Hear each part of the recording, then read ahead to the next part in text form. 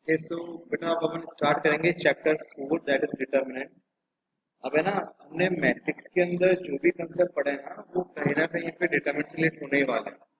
But सबसे पहले हमें ये पता होना चाहिए कि what is a determinant. Okay,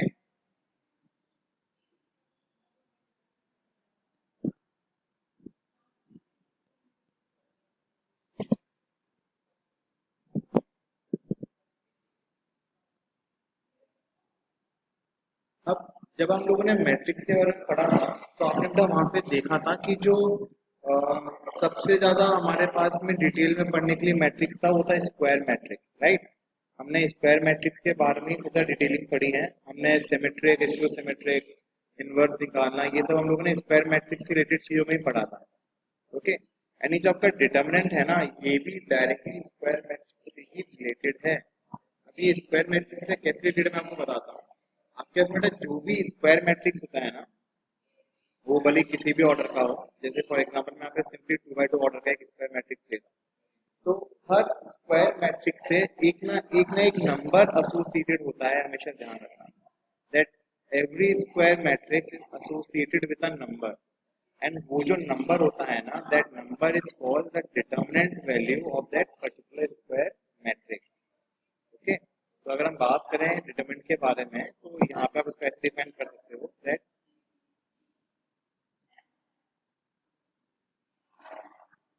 every square matrix, और ये बेटा सिर्फ स्क्वायर मैट्रिक्स पे ही एप्लीकेबल है।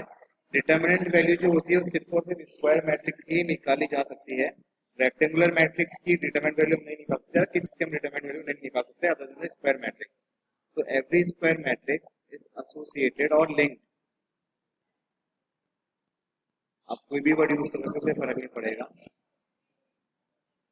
एसोसिएटेड और linked with a number,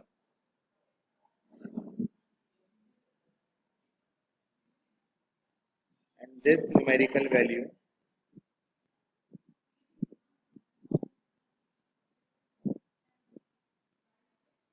called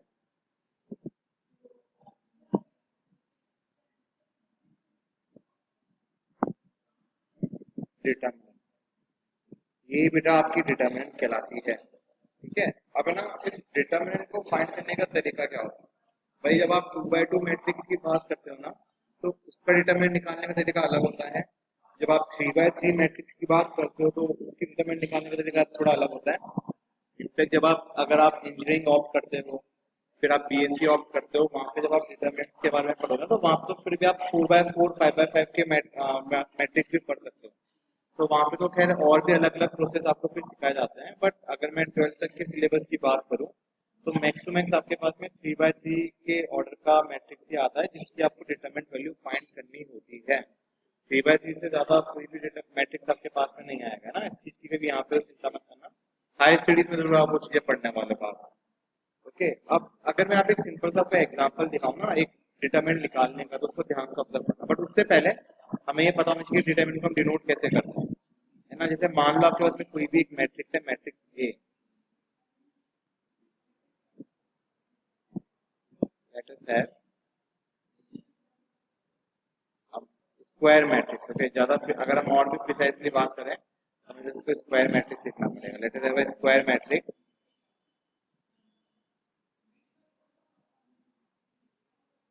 a. तो जब आप इसकी डिटरमिनेंट वैल्यू लिखोगे ना तो इसको आप या तो इस तरीके से लिखोगे दैट मॉडुलस के साइन के इसके अंदर आप डालोगे, यही बेसिकली कहलाता है डिटरमिनेंट ऑफ, इसका सिंबल होता है बेसिकली। इसको हम डिटरमिनेंट ऑफ ए भी पढ़ते हैं, या फिर आप इस चीज को ऐसे भी लिख सकते हो D E T A, that is also called as determinant of A. तो आप किसी भी तरह का डिनोशन इस्तेमाल कर सकते हो। मैं तो प्रोबेबली इसका इस्तेमाल करता हूँ, या फिर इसके अलावा एक और आपके पास होता है वो होता है सिंपल ये ट्राइंगल का साइन।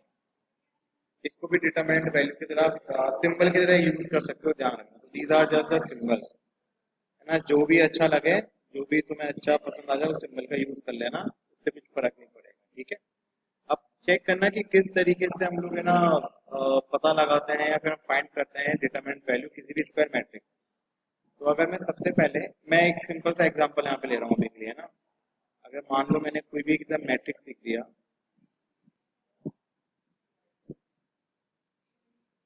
3 4 5 और यहाँ पे बोला कि find its determinant.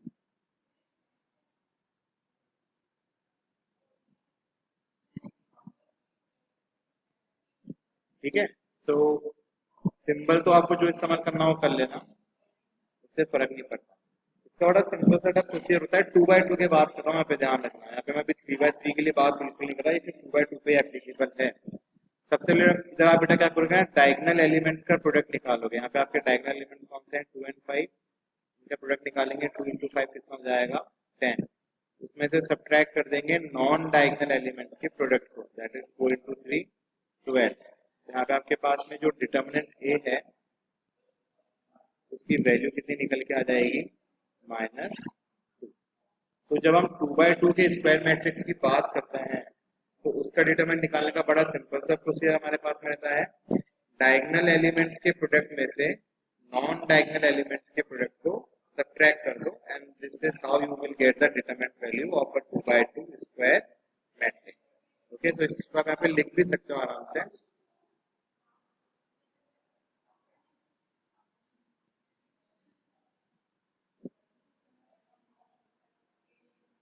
In order to find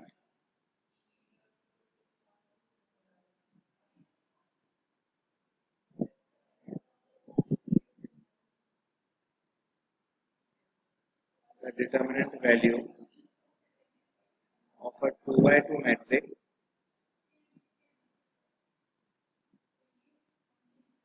singular आपके पास तरीका होता है product of diagonal element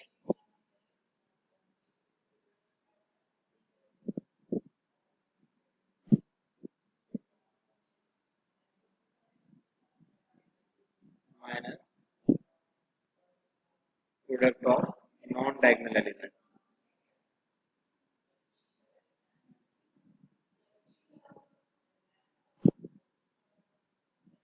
okay, इस तरीके से बेटा आप ये चीज फाइंड कर सकते हो। अब आपके अंदर बहुत सारे एग्जांपल हैं, चाहो जितने एग्जांपल आप इसमें ऑब्जर्व कर लेना, कोई बड़ी बात नहीं है। जैसे मान लो आपको एक स्क्वायर मैट्रिक्स यहाँ पे दे रखा है 6 7 -8 9। आपको इसकी डिटरमिनेंट की वैल्यू निकालनी है, not a big deal, same तरीके से निकालेंगे हम। 9 into 6 कर देंगे यहाँ पे सबसे पहले, माइनस यहाँ पे कर देंगे -8 into 7, 9 6 54 हो जाएगा, माइनस माइनस प्लस हो जाएगा, 7 2 8 is 56, आ जाएगा 110। Okay, so answer can be any real number. ध्यान रखना, ये मतलब डिपेंड करता है कि आपकी मैट्रिक्स की एंट्रीज क्या है। ओके, जो भी आपका आंसर आएगा ना, ये आपके मैट्रिक्स की एंट्रीज पे डिपेंड करेगा, इस चीज का भी ध्यान रखना। हो सकता है कभी कभी आपके पास में बेटा न्यूमेरिकल वैल्यू ना आके आर्बिट्री कॉन्स्टेंट्स आ जाए, कुछ अल्फाबेट्स आपके पास में आ सकते हैं, है ना। जैसे मान लो आपके पास में कोई भी एक ए मैट्रिक्स आपको दे रखा है, कुछ भी हो सकता है ये, -BC, यहाँ पे आ सकता है AD, यहाँ पे EF आ सकता है, यहाँ पे GH आ सकता है। एलिमेंट्स कैसे भी आ सकते हैं, इनफैक्ट यहाँ पे आपके इसमें कॉम्प्लेक्स एलिमेंट्स भी आ सकते हैं, ध्यान रखना। तो जो तरीका रहेगा वो सेम रहेगा, -BC इंटू GH कर देना, तो -BC GH -AD EF, कुछ भी हो सकता है पॉसिबल, ध्यान रखना। आपके पास में ट्रिग्नोमेट्रिकल फंक्शन भी आ सकते हैं बेटा, ठीक है ना। तो ट्रिग्नोमेट्रिक के फंक्शन आएंगे तो उनके लिए भी आपको थोड़ा दिमाग लगाना पड़ेगा। वहाँ हो सकता है कुछ आपके पास में आइडेंटिटी फ्रेम हो रही हो। जैसे मान लो यहाँ पे आपके पास में आ गया साइन थीटा, यहाँ पे कॉस थीटा, यहाँ पे माइनस कॉस थीटा, आपका फोर्थ एलिमेंट यहाँ पे हो गया साइन थीटा। जब आप इवेल्युएट करोगे द डिटरमिनेंट फॉर्म, सिंपली यहाँ पे आपके पास में क्या हो जाएगा, sine square theta plus cos square theta. आपको इसके लिए अच्छे से पता है, दैट इज क्या होती है, ये 1। तो यहाँ पे आपकी डिटरमिनेंट की वैल्यू कितनी आएगी, 1 आ जाएगी, ठीक है ना। डिटरमिनेंट के लिए बेटा आपके अपने 0 भी आ सकती है, नेगेटिव भी आ सकती है, हमने अभी देख लिया। अल्फा न्यूमेरिकल भी पॉसिबल है, ट्रिग्नोमेट्री के टर्म्स में भी पॉसिबल है। आप एक और एग्जांपल यहाँ पे ऑब्जर्व कर सकते हो, वो भी बहुत सिंपल वे में हो जाएगा। जैसे मान लो आपके पास में कोई भी एक मैट्रिक्स आपको दे रखा है, सेम इस टाइप में एक मैट्रिक्स ले रखा है ना। जैसे यहाँ पे कॉस थीटा, यहाँ पे साइन थीटा कॉस थीटा। जब आप यहाँ पे इसको इवेल्युएट करोगे तो आपके पास में यहाँ पे क्या आएगा, cos square theta minus sine square theta.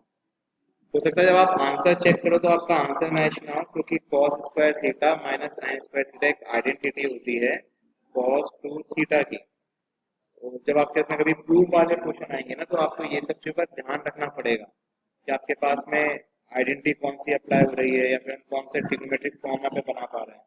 तो सब कुछ बहुत ध्यान रखना पड़ेगा, ठीक है ना, ये सब कुछ सोच समझ के आगे चलना। So now we have this question. अब देखो इसको भी आपको सिंपली इवैल्यूएट करना है। आई थिंक बिगिन दैट, तो ध्यान से देखना। नाम आपको इसको अगर कुछ देना तो दे सकते हो, नाम नहीं देना तो मत दो, कुछ फर्क नहीं पड़ता। सिंपली हमारे पास में डिटरमिनेंट अवेलेबल है, तो इवैल्यूएट करना है। तो बेटा अगेन तरीका सेम ही रहेगा, डायगोनल एलिमेंट्स को मल्टीप्लाई करो, x into x minus non diagonal elements को मल्टीप्लाई करो, x plus one into x minus. ठीक है, हमने पहले इनको मल्टीप्लाई करा, फिर हमने इन दोनों को मल्टीप्लाई करा, x into x x square हो जाएगा। No need to use distributive property, just use the identity a square minus b square. ये एक्स स्क्वायर माइनस वन हो जाएगा, सिंप्लीफाई कर देते हैं, एक्स स्क्वायर से एक्स स्क्वायर गया, यहाँ पे क्या बचेगा। तो अब आप देख सकते हो कि आपके चारों एलिमेंट्स जो थे वो अलजेब्रिक फॉर्म में थे, पॉलिनोमियल के फॉर्म में थे मोर ओवर, अगर मैं बात करूँ तो। एंड आपका जो आंसर आया वो एक नंबर निकल गया है। तो आंसर कैसा भी आ सकता है, ध्यान रखना। ये सब कुछ डिपेंड करेगा कि आपकी एंट्रीज कैसी दे रखी है आपको उस मैट्रिक्स में। ठीक है, तो अपन नेक्स्ट देखते हैं। ओके, अब है ना बेटा 3 by 3 के ऑर्डर का डिटरमिनेंट हम कैसे फाइंड कर सकते हैं। ठीक है, अब इसके लिए ना आपको प्रिसाइजली फॉलो करने पड़ेंगे कुछ रूल्स, कि कुछ रो के अकॉर्डिंग भी हो सकता है या कॉलम के अकॉर्डिंग भी हो सकते हैं रूल्स। एंड सबसे मेन चीज ये है कि जो आप एक डिटरमिनेंट होता है ना, उसको आप बेटा किसी भी रो के अलोंग इवेल्युएट करो या फिर आप उसको किसी भी कॉलम के अलोंग इवेल्युएट करो, आपका आंसर हमेशा सेम आएगा, आपका आंसर कभी भी चेंज नहीं होता है।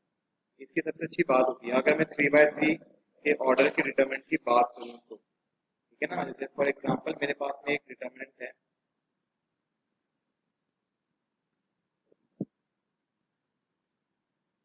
A b c d f g h i. ये सॉरी मेरे पास एक मैट्रिक्स है 3 by 3 के ऑर्डर का। अब मुझे ना इसका डिटरमिनेंट इवेल्युएट करना है, तो उसकी डिटरमिनेंट वाली वैल्यू बताना है। तो कोई बड़ी चीज नहीं है, बहुत सिंपली ये भी हो जाएगा। अब आपको पता है कि आपके पास में 3 रोज अवेलेबल है और 3 कॉलम्स अवेलेबल है। आप चाहो किसी भी रो के अलोंग इसको इवेल्युएट करो या चाहो किसी भी कॉलम के अलोंग इसको इवेल्युएट करो, उससे फर्क नहीं पड़ता। हमें ये चीज अच्छे से पता होती है बेटा कि जब भी आप एक मैट्रिक्स को लिखते हो, अगर मैं उसको एक जनरलाइज वे में लिखने की कोशिश करूं, है ना, तो आपको पता होगा कि हर एलिमेंट का जो एड्रेस होता है ना वो यूनिक होता है ना। अब इसमें आपको ना कुछ पॉइंट्स समझने पड़ेंगे अच्छे से ना, ध्यान से ऑब्जर्व करना। हमें ये चीज अच्छे से पता है that every element has a unique address. कोई भी दो एलिमेंट्स का बेटा एड्रेस कभी भी सेम नहीं हो सकता, इस चीज का ध्यान रखना। और जो एड्रेस हमारे पास में होता है किस फॉर्म में होता है, आईजी के फॉर्म में होता है ना। जैसे ये हमारे पास में क्या है, ये A11 है, ये B12 है, इसका एड्रेस क्या हमारे पास में 13 है, इसका 21 एड्रेस आएगा, इसका 22 है, इसका एड्रेस 23 है, 31, 32, 33। ठीक है, तो ये हमारे पास में इनके एड्रेसेस हैं। अब जब आप हर एलिमेंट के एड्रेस की बात करते हो, तो अगर बेटा मैं उसके एड्रेस का जो आपके पास में इसके ये सब्स्क्रिप्ट आपको दिखाई दे रहे हैं, तो आपको इंडेक्स वैल्यू दिखाई दे रही है। अगर मैं इंडेक्स वैल्यू को ऐड करूंगा, तो या तो आपके पास में एक इवन नंबर आएगा या फिर आपके पास में एक ऑड नंबर आएगा। ठीक है ना, तो यहाँ पे आप पीछे ऑब्जर्व करो कि if we add I and J, तो उस केस में आपके पास में या तो आई प्लस जे कैसा नंबर आएगा, एक इवन नंबर आएगा, या फिर आई प्लस जे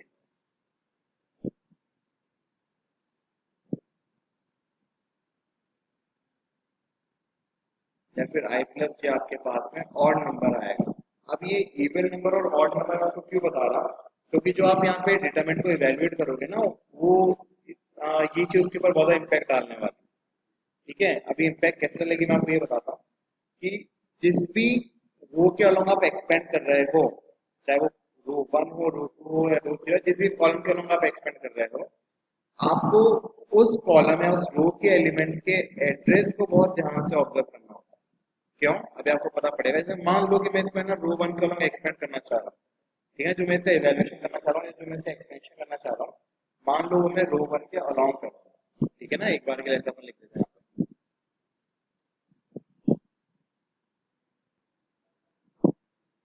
एक्सपेंड अलोंग R1।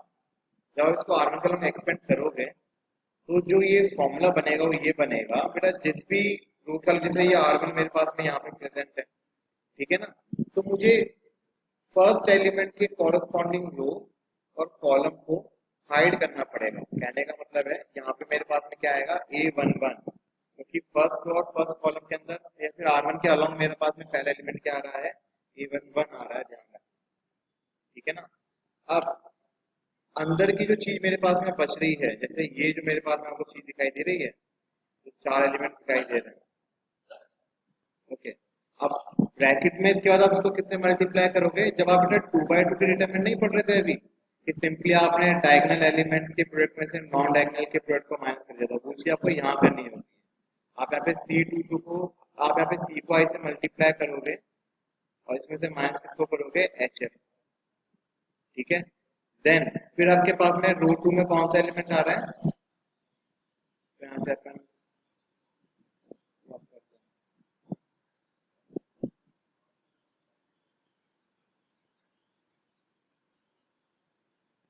ओके। अब रो 2 में बेटा आपके इसमें कौन सा एलिमेंट आ रहा है, B12 आ रहा है ना, तो यहाँ पे आपके पास में आएगा माइनस का B12, मतलब मैं यहाँ पे एड्रेस क्यों लिख रहा हूँ ये आपको बता दूंगा उसका रीजन। देन बेटा अगेन जो भी आपके पास में यहाँ पे एलिमेंट है उसके वाले कॉलम को हटा दो और उसकी वाली रो को भी यहाँ से हटा दो, और बचेगा क्या, D इंटू आई, यहाँ पे क्या बचेगा, D इंटू आई माइनस का F इंटू। अगेन अब रो 1 का आखिरी एलिमेंट कौन बच रहा है, C एलिमेंट बच रहा है, मैं इसका एड्रेस भी यहाँ पे लिख देता हूँ, प्लस का C13। एंड जब आप इसकी कॉरस्पॉन्डिंग कॉलम और रो को छुपाओगे क्या बचेगा, D into H minus E into G. अब आप सोचोगे कि यहाँ पे माइनस क्यों लगा और बाकी के प्लस प्लस क्यों लगा। अब बेटा जब आप इसके एड्रेस को देख रहे हो ना फर्स्ट वाले को, यहाँ पे ये 1 + 1 का सम कैसा आएगा आपके पास में, इवन आएगा, इसलिए ये टर्म प्लस में आई है। यहाँ पे 1 + 2 का सम कितना आ रहा है आपके पास में, ऑड आ रहा है, इसलिए ये टर्म नेगेटिव में आई है। यहाँ पे 1 + 3 का सम कैसा आ रहा है, इवन आ रहा है, इसलिए ये टर्म आपके पास में प्लस के आई। ओके, सो जब आपके पास में एड्रेस का सम जिस भी रो या कॉलम के नाम, सबसे पहला काम है किस रो या कॉलम के नाम आप एक्सपेंड करना चाह रहे हो, जब उनके एलिमेंट्स लिखते हो तो उनके जो एड्रेस का सम होता है ना वो डिसाइड करता है कि कोफिशिएंट माइनस में आएगा कि प्लस में आएगा। अगर एड्रेस का जो इंडेक्सेस का सम आपके पास में कैसा आ रहा है, इवन आ रहा है, तो आपके पास में कैसा नंबर आएगा, पॉजिटिव पॉजिटिव कोफिशिएंट आएगा।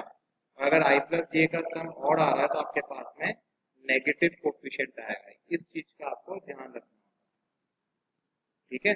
जैसे अगर मैं नंबर की बात करूँ, अगर मैं एक नंबर को लेके चलूँ यहाँ पे, है ना, ध्यान से ऑब्जर्व करना है इस चीज। अभी और है, अभी इसमें अपन और डिटेल में पढ़ेंगे ना, चलता हूँ। मान लो मैंने यहाँ पे नंबर ले लिया 1 2 3, आप कोई से भी नंबर ले सकते हो, -4 5 6 7 8 2, है ना, चाहो जिसके आगे माइनस लगा दो, उससे फर्क नहीं पड़ता। मान लो मुझे अब इसका डिटरमिनेंट इवैल्यूएट करना है, किसी भी रो या रो कॉलम का नाम कर दो बेटा, ये भी इसकी प्रॉपर्टी होती है, अपन प्रॉपर्टी भी पढ़ेंगे जल्दी, है ना। आप किसी भी रो या कॉलम का नाम इसको एक्सपेंड करो, फर्क नहीं पड़ता। जैसे मैं अभी के लिए बस R1 का नाम कर रहा हूँ, जब आप इसको R1 का नाम एक्सपेंड करोगे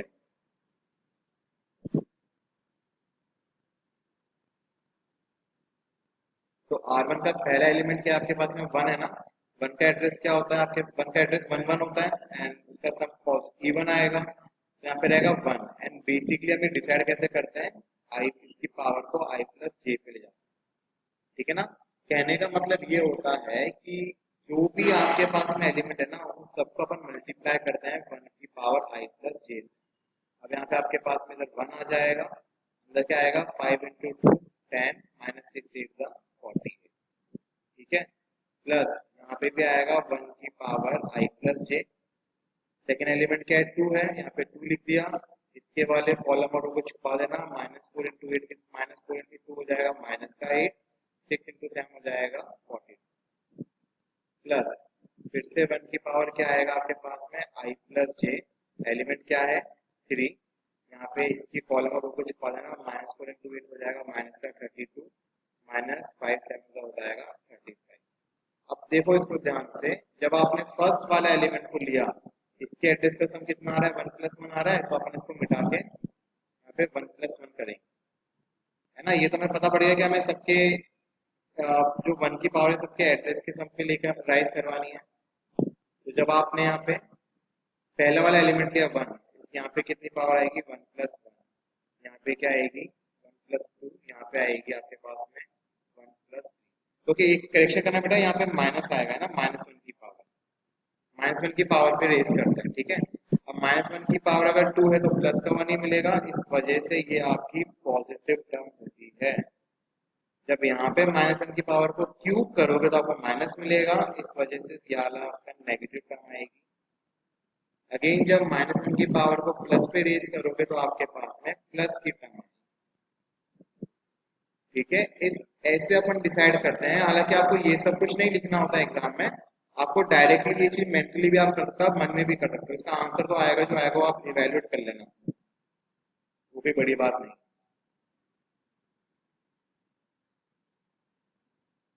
ठीक है। आंसर प्लस माइनस करना आपको अच्छे से आता है, हमें ये ध्यान रखना होता है, हम -1 की पावर को आई प्लस जे से रेज करते हैं और हर अपन टर्म से मल्टीप्लाई करते हैं, ठीक है ना। तो जिस भी रो या कॉलम को हम एक्सपेंड करोगे वहां पे इस चीज का ध्यान रखना, मल्टीप्लाई ईच टर्म और एलिमेंट जिसके अलॉन्ग पे आप एक्सपेंड कर रहे हो, और एलिमेंट बाय -1 की पावर आई प्लस जे, ठीक है ना। तो अब ये आई प्लस जे डिसाइड करता है कि आपका जो कोफिशिएंट है वो नेगेटिव आने वाला है या फिर जो आपका कोफिशिएंट है वो पॉजिटिव आने